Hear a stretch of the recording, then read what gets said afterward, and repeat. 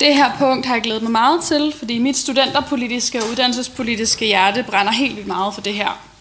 Det samme gør mit sundhedspolitiske hjerte. For uddannelse, det er jo fuldstændig essentielt for, at vores sundhedsvæsen det fungerer og udvikler sig i fremtiden.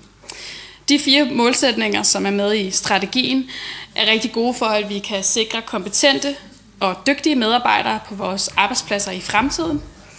Og det er ikke kun vigtigt for vores medarbejdere, det er selvfølgelig også rigtig vigtigt for vores patienter, og for at de får den behandling, de skal have her hos os i Region Hovedstaden. Det skal ske i alle livets faser, så det er altså både på grunduddannelsesniveau, men også helt til senere i efteruddannelsesregi.